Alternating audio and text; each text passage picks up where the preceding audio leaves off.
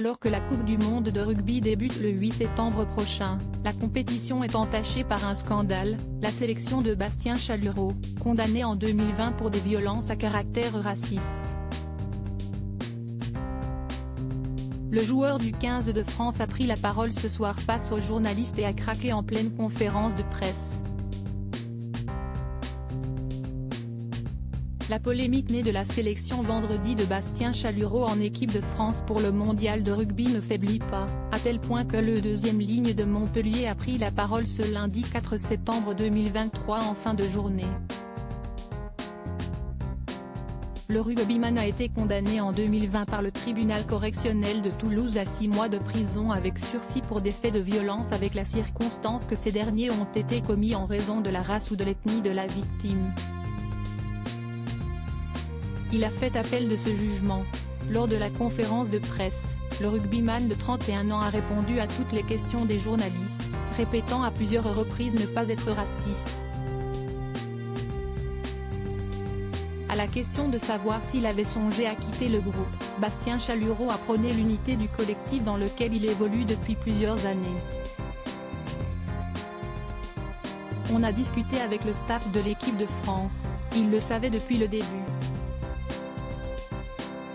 La procédure est ancienne et connue par beaucoup de personnes. J'ai voulu m'exprimer devant vous pour m'adresser à tous mes coéquipiers, à ma famille, a répondu le joueur du 15 de France avant d'être submergé par l'émotion. Ça ne touche pas que moi, ça touche ma famille, et c'est pour ça que j'ai voulu parler devant vous, pour totalement clarifier la situation et dire que je ne suis pas un raciste. Je suis un fédérateur, le rugby est un sport avec l'union de beaucoup de communautés. C'est ce qui fait la beauté du sport, avec des caractères différents. A-t-il ajouté, avant de poser le micro et quitter la conférence de presse. World Rugby, l'instance suprême du rugby mondial, a également pris position lundi. Le racisme n'a pas sa place dans le rugby, a réagi le directeur général de World Rugby, Alan Gilpin, tout en rappelant qu'il existait en France un principe judiciaire, celui de la présomption d'innocence. À ce titre, contacté par l'AFP, Memendel, l'avocat de Bastien Chalureau, a précisé lundi que l'audience en appel aurait lieu en novembre à Toulouse, se refusant à tout autre commentaire.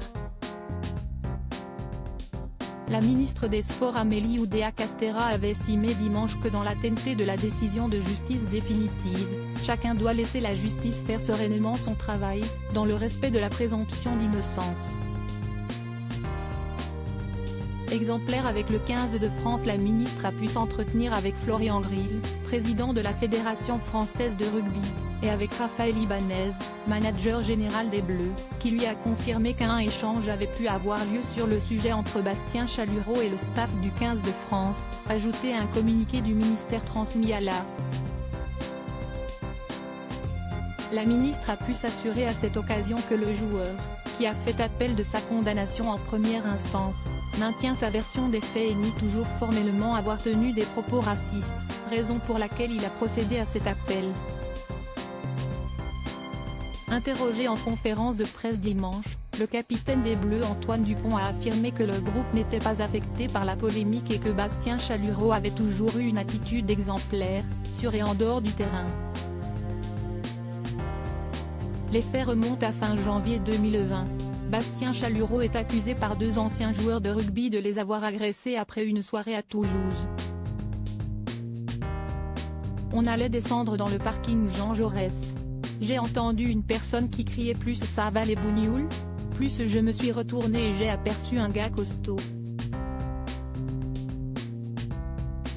Il continuait sans cesse ses insultes racistes. J'ai voulu me retourner et il m'a décroché un coup de poing de toutes ses forces dans la mâchoire, avait raconté l'un d'eux, Yannick Larguet, dans les colonnes du quotidien régional La Dépêche du Midi. Né près de Cazeres-sur-Garonne, Haute-Garonne, où il a débuté le rugby, Bastien Chalureau jouait au moment de l'agression au stade toulousain. À la suite de cette rixe, Il avait été mis à pied par le Stade toulousain et recruté par Montpellier, où il a confirmé les espoirs placés en lui en conquérant son premier titre, le Challenge européen, en juin 2021, puis celui de champion de France en 2022. Des performances qui lui ont ouvert les portes du 15 de France, où il compte 6 sélections depuis novembre 2022.